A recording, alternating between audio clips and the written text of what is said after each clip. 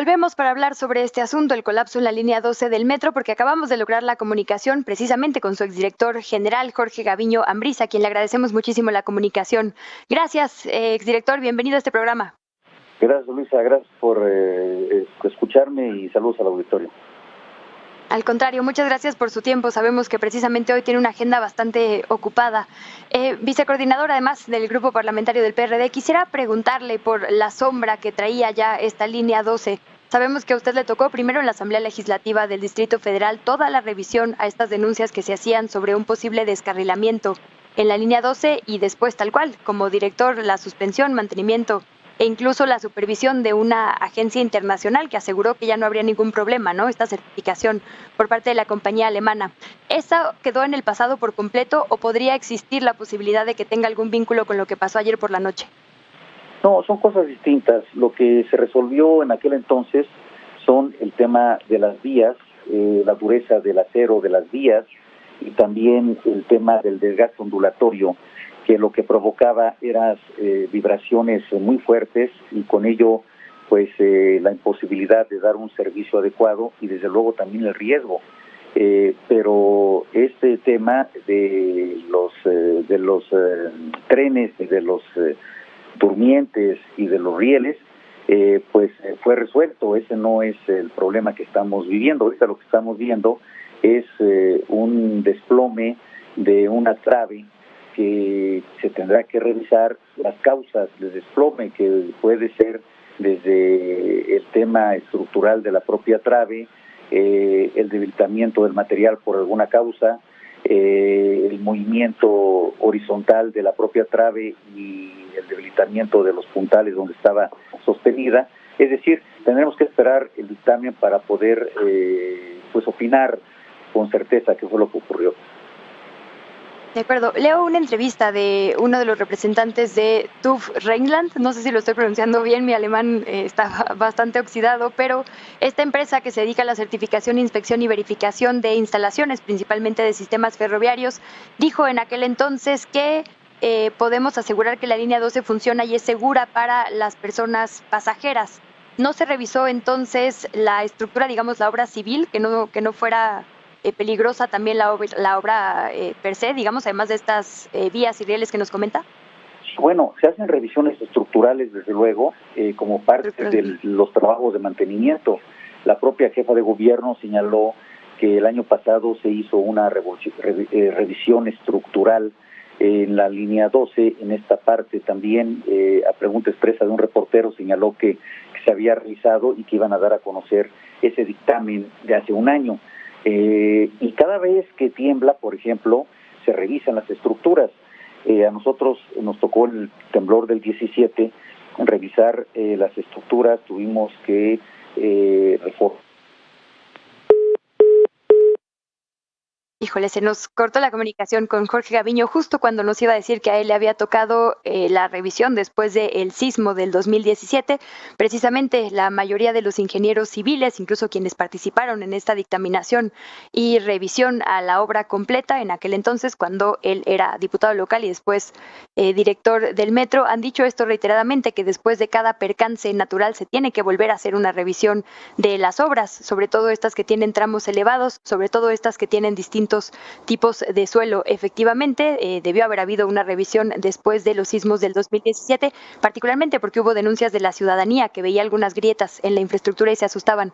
Jorge Gaviño, lo tenemos otra vez en la línea, nos decía precisamente que le tocó a usted una revisión posterior al sismo del 2017. ¿Me escucha? Ahí ya estamos, sí, ya lo escuchamos, sí. Estamos con usted ahora sí al aire. Adelante, nos comentaba de los trabajos post-sismos del 17. Sí, después de esos sismos hizo una revisión integral. Tuvimos que reestructurar la columna 69, que es una columna que se afectó por el sismo. Se reparó y quedó al 100%. Se revisaron todas las columnas que estuvieran bien cimentadas, pero que además también tuvieran el acero suficiente a través de radiografías. Y hay peritajes que determinan que están correctas. Y se reestructuró también la curva 11 y 12, que está entre el tramo de Zapotitlán y Tláhuac.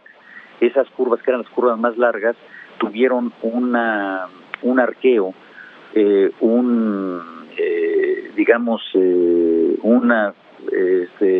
se flechó la trave, y esto pues evidentemente pierde su dureza y su estructura. Entonces tuvimos que reestructurar toda la curva 11 y 12, y ahí está, digamos, a la vista toda la reestructuración que se hizo, porque es externa.